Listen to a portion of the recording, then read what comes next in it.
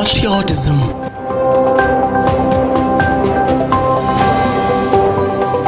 We saw it good, having rebuilt our relationship with Kenya Power, that we also come here and do this exercise as a show of goodwill from the county. Nairobi County officials conduct cleaning and fumigation at Steamer Plaza amid dispute resolution.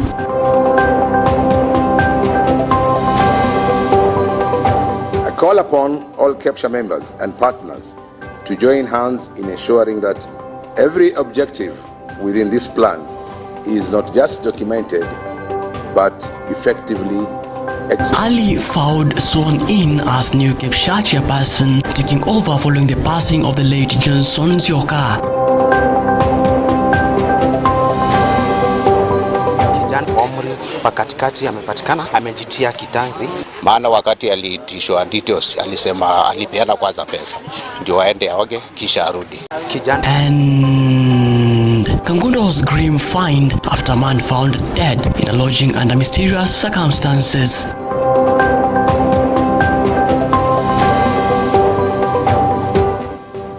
Alright, remember you can watch this particular bulletin live on Facebook and as well as on YouTube. And remember you can send us your feedback through our SMS line, that is 23059. Now let's get started. And President William Ruto has criticized the practice of bringing politics into burial ceremonies, urging leaders and citizens to maintain respect and focus during such solemn occasions. Speaking at the funeral service of the late Baringo Senator William Cheptumo in Baringo County, Ruto emphasized that the importance of patriotism, calling on all leaders and the public to prioritize national unity over political differences during such events. And the president's remarks came as a reminder that funerals are moments of reflection and respect, not opportunities for political agendas. I stressed that Kenya's strength lies in the unity, and such occasions should be used to honor the lives of those who have passed rather than to push partisan interests. Nataka niwapongeze nyinyi nyote. I must say this, that you people of Baringo, you have made me very proud. Sio rahisi kwenda mazishi yenye iko na utaratibu na ungwana kama ile tumeona hapa Baringo. Pongezi. Pongezi maaskofu wetu. Keep this community and this region this way. Heshima si utumwa. Ile tabia imefika Kenya, ati mazishi inakuwa mahali ya vita. Viti vinavunjika, masahani na sufuria. What a shame. Na nataka niwaulize ndugu zangu viongozi. I mean, if there is something that has stood out, is that you can come to a funeral like the way we've come here, a solemn occasion, an occasion of respect to the family and to the departed. Lakini pale wakati mwingi inakuwa ni cheche za siasa, fujo na vita. The lowest we have ever witnessed in Kenya is a place where there was fighting. In a funeral where one person had died, we ended up with 2. Mazishi ambaye ilikuweko ikaongezeka mazishi mengine mawili. Maneno ya aibu katika taifa letu la Kenya. Please, you know, as a society, as a Kenyan nation, we must rethink what is going on in our society. All right, moving on. Nairobi City County officials conducted a comprehensive cleaning and fumigation exercise at Steamer Plaza this morning, following a week-long dispute and sanitation challenges at the facility. The operation aimed to restore normalcy after a period of disruptions that affected essential services. Tom Nyakaba, Nairobi County's Public Health Chief Officer, confirmed that critical services, including water and sewer lines, have now been fully restored. The exercise comes after prolonged concerns over the state of cleanliness and hygiene in the area. Despite expectations, Governor Johnson Sakaja had initially been set to lead the exercise, did not attend. However, earlier in the week, Governor Sakaja addressed the ongoing issue, stating that he, along with Energy Cabinet Secretary Opiyo Wandayi, had reached an agreement to resolve a long-standing financial dispute involving unpaid dues. On the issues, we have to ensure that all parties involved in the county, everybody do their part. If it's the county government, we have to do our part. If it's any other entity, they have to do their part. When it comes to issue of the rates, which was supposed to be paid from either party, I'm glad that that issue has been resolved by His Excellency the Governor and other government agencies, and there is not an issue of discussion today. What we are doing here specifically is to ensure that this place is properly disinfected and there is no public health risk or environmental risk for that matter. Number two, these are an ongoing exercise. It's not something we are doing for the first time. If we have been following up with His Excellency the Governor, we have been cleaning up the city, and today we saw it good, having rebuilt our relationship with Kenya Power, that we also come here and do this exercise as a show of goodwill from the county government to all our agencies and stakeholders. So today is part of what we have been doing, and we continue doing it consistently to ensure that the city is safe and clean for all our. All right, moving on. Ali Faud was officially sworn in as the new chairperson of the Kenya Primary School Heads Association, that is KEPSHA, at the association's headquarters. Faud takes over following the passing of late Johnson Nzioka, who was the former KEPSHA chairperson. In his inaugural address, Faud paid tribute to the late Nzioka, highlighting his remarkable efforts in transforming basic education in Kenya. He acknowledged the significant impact Nzioka had on KEPSHA, particularly his contributions towards the advancement of primary education in the country. Faud committed to upholding Nzioka's legacy, emphasizing the importance of unity among KEPSHA members and partners. He called on all stakeholders to work together towards achieving the association's objectives and ensuring the continued improvement of education standards in Kenya. Strengthen our role as the voice of primary school leaders. Enhance institutional governance and advocate for policies that promote inclusive, equitable, and quality education. I call upon all KEPSHA members and partners to join hands in ensuring that every objective within this plan is not just documented, but effectively executed. Additionally, I recognize that a strong organization is built on empowered leadership and professional development. We will therefore prioritize the capacity building of our National Governing Council and the KEPSHA Secretariat to enhance service delivery, promote effective governance, and equip our leadership with the skills needed to navigate the evolving education landscape. Advocating for the welfare of school heads.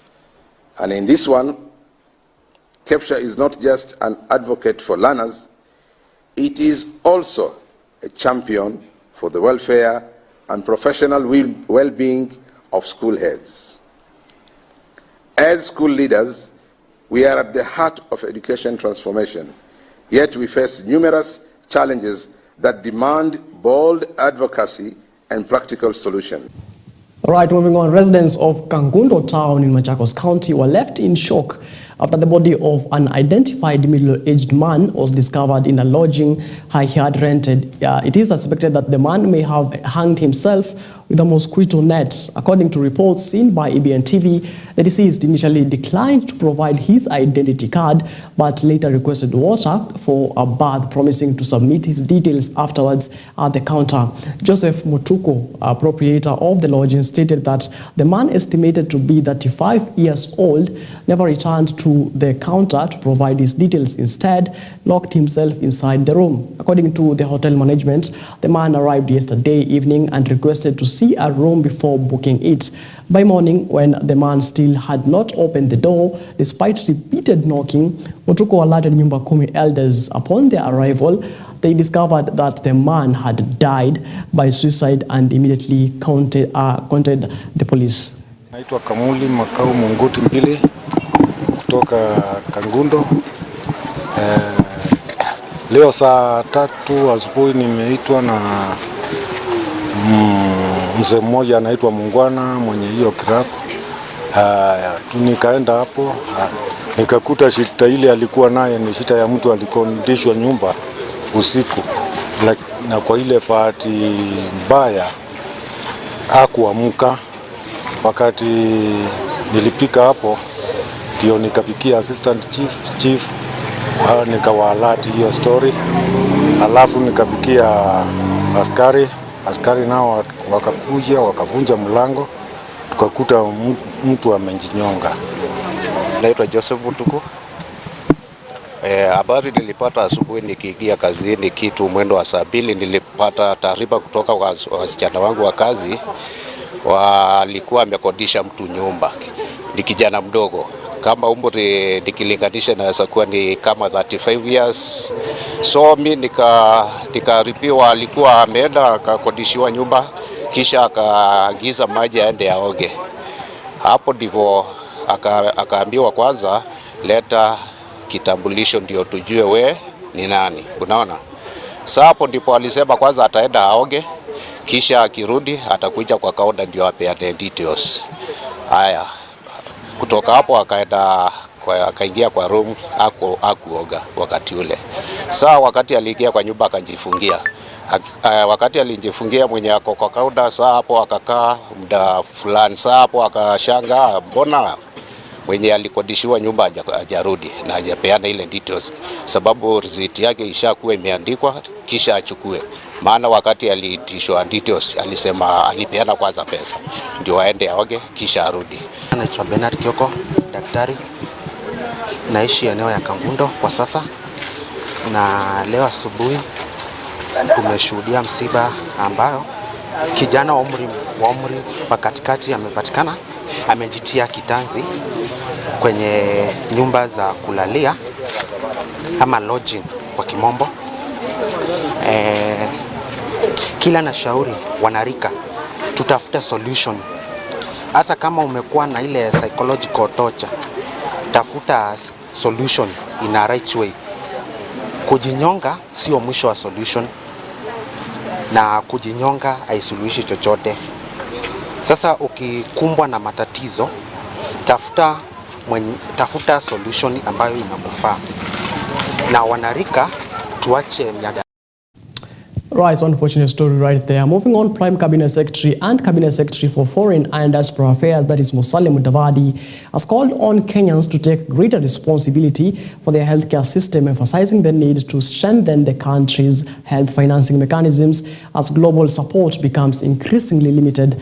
Speaking at the funeral service of the late Baringo Senator William Cheptumo in Baringo County, Mudavadi highlighted the shifting global approach towards healthcare funding. I explained that many countries, including Kenya, are now expected to manage their own health financing due to the reduction in global health funding. This makes it imperative for Kenya to develop self-sustaining mechanisms to support universal health coverage and identify and address challenges within the healthcare system.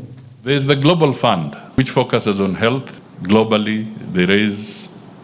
The last time they had about 18 billion in the kitty. They are now looking for a replenishment, just the way you led the replenishment of the World Bank, IDA 21 in Nairobi. The Global Fund CEO Dr. Sands, has sent me with a letter saying they need your urgent help to mount a global appeal to raise money for health because the geopolitics has scattered international funding for health. They want you to mount the appeal, not just on behalf of Kenya, not on behalf of Africa, but on behalf of the very many who are suffering and who are going to suffer the consequences of the changing health problems katika ulimwengu health funding. I will give you the report and the letter. But why do I bring this up? I bring this up because lazima tujiulize sasa, was it a premonition? Or what was it? That Kenya, you were a step ahead of these things by introducing the universal health care and working on the program, which was initially vilified, castigated. But what is the lesson that we now learn? The world is telling us, you have to take care of your own sick. Don't wait for us.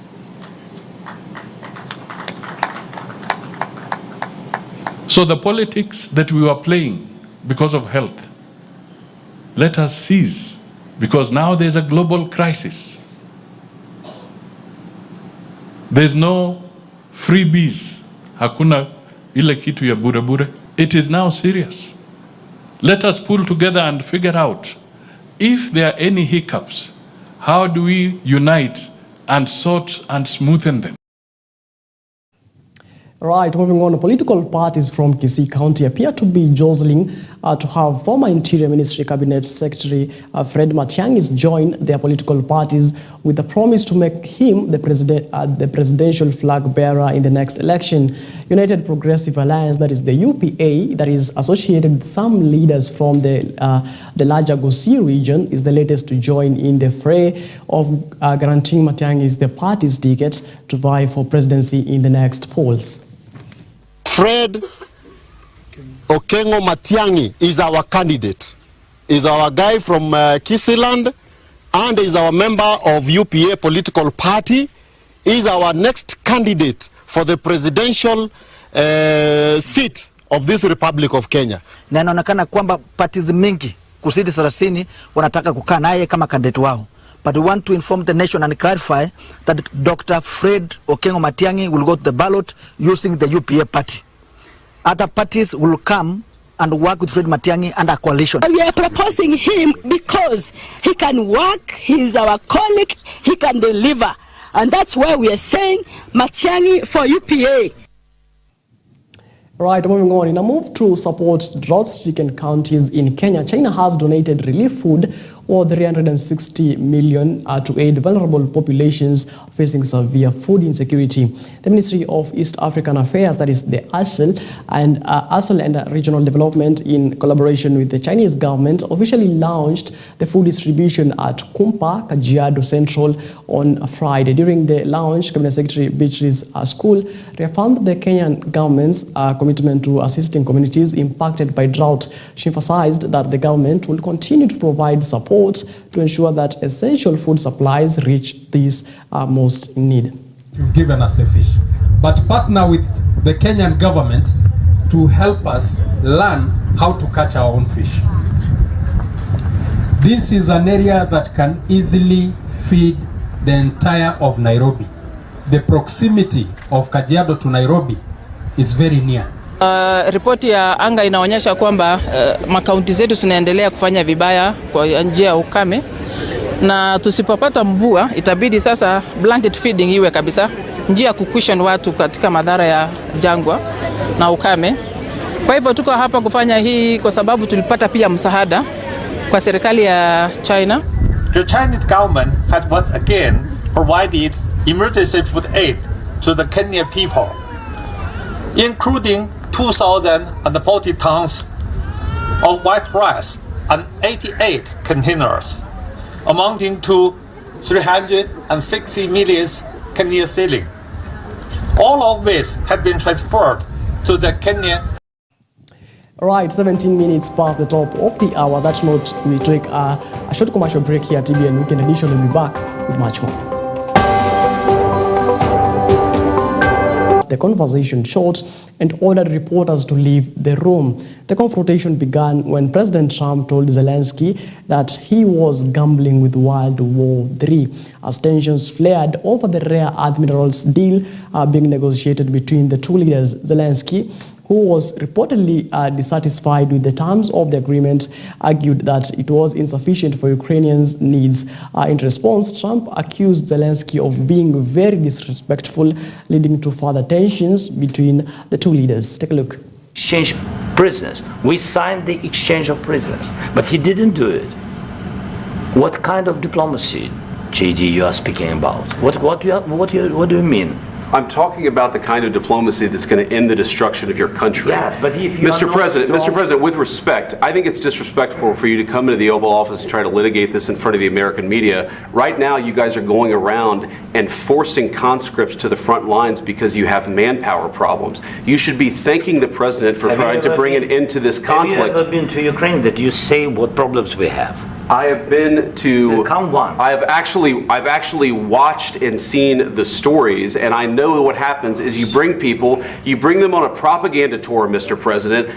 Do you disagree that you've had problems bringing people into your military? And do you think that it's respectful to come to the Oval Office of the United States of America and attack the administration that is trying to prevent the destruction of your country? A lot of questions. Let's start from the beginning. Sure. First of all, during the war, everybody has problems. Tell us what we're going to feel. We're trying to solve a problem. Don't tell us what we're going to feel. I'm not telling you. Because you're in no position to dictate that. That's Remember exactly this. You're in no position to dictate what we're going to feel. We're going to feel very good. You will feel influenced. We're going to feel very good and very strong. You will feel influenced. You're right now not in a very good position. You've allowed yourself to be in a very bad position, and he happens to be right about it. From the very beginning of the war. You're not in a good position. You don't have the cards right now. With us, you start having cards. I'm not playing cards. Right now, you don't. You're playing cards. Mr. President. You're playing cards. Serious. You're gambling with the lives of millions of people. You're gambling with World War III. You're gambling with World War III. And what you're doing is very disrespectful to the country, this country. That's back to you. Far more than a lot of people said they should have. Have you said thank you once this entire meeting? Your people are very brave. But you're either going to make a deal or we're out. And if we're out, you'll fight it out. I don't think it's going to be pretty, but you'll fight it out. But you don't have the cards. But once we sign that deal, you're in a much better position. But you're not acting at all thankful. And that's not a nice thing. I'll be honest, that's not a nice thing. All right, I think we've seen enough. What do you think? Huh? This is going to be great television, I will say that. All right, from the United States, we cross over to Zanzibar, where Kenya's First Lady, Mama Rachel Ruto, attended the launch of the We Are Equal campaign in Zanzibar. The initiative, spearheaded by the Organization of African First Ladies of Development, the campaign aims to unite Africa's First Ladies and drive transformational change in key areas such as education, health, gender-based violence, and women's economic empowerment. The event featured a morning walk followed by a medical camp, which was organized by the Zanzibar Maisha Bora Foundation under the patronage of Her Excellency Mrs. Matiang'I, the First Lady of Zanzibar. The event emphasized the importance of supporting mothers and children to uplift families and communities. A woman's joy remains incomplete unless her child is well. Every day, mothers contemplate what their children will eat. But not all women on our continent are fortunate enough to answer that question. As a continent, we face malnutrition and hunger that undermine children's current and future potential. Most recently, the World Bank published the African Pulse Report in 2024, which showed that 7 in 10 children across our continent lack access to pre-primary education. Many 10-year-olds cannot read, limiting their ability to achieve their potential. This statistic is related to hunger, and nations are losing massive gross domestic product, that is GDP, due to the direct cause of threatening malnutrition and lost productivity. In Kenya, we have selected nutrition as the vehicle for driving our campaign. We are working with public primary schools to achieve the country's universal school feeding goal of 10 million school meals by the year 2030. We have opted for a sustainable approach, collaborating with government actors, non-governmental organizations, and development partners to develop the capacity of public primary schools to grow food for their consumption. Under an initiative called Feed One, End Hunger, we involve learners and communities in establishing kitchen gardens at all public primary schools. At the same time, the children will gain an appreciation for food production and the practical skills needed to cultivate food. The first kitchen garden was established at State House, Nairobi, and this model has since expanded to neighboring schools, where learners are actively engaged in food production. We are currently designing partnerships with private sector players, which will see us roll out this tested model to over 2,000 schools in 2025. Mothers are the center of household food security. We are working with the Ministry of Agriculture to equip women with agribusiness training to establish kitchen gardens at home. All right, moving on. In a bid to tackle the rising issue of teen pregnancies in Kilifi South Sub-County, the mtoto wa, let's take that again, I beg your pardon. And in a bid to tackle the rising issue of teen pregnancies in Kilifi South Sub-County, the mtoto wa Bahari organization was launched a comprehensive program aimed at empowering students in 17 secondary schools. The initiative, which offers scholarships and equips learners with life skills and sex education, is designed to help address the root causes of teenage pregnancies and improve academic performance in the region. The Kenya Demographic and Health Survey of 2022 shows that 13% of women aged 15 to 19 years in Kilifi County have experienced pregnancy. The survey also highlights a clear relational between education levels and teenage pregnancy rates, with those having more than a secondary education showing a pregnancy rate of just 5% compared to 38% among women with no education. And the visit is aimed at improving the academic situation in the Kilifi County, and from our previous discussions tumeweza kujua kuwa the situation is deeply rooted in the community as well, and there are many important players ambao pia wakizingatia umuhimu wa education, mambo yatazidi kuendelea kuwa sawa kwa watoto wetu na pia kwa future yetu kama watu wa Kilifi County. Mtoto wa Bahari iko hapa kwa sahi.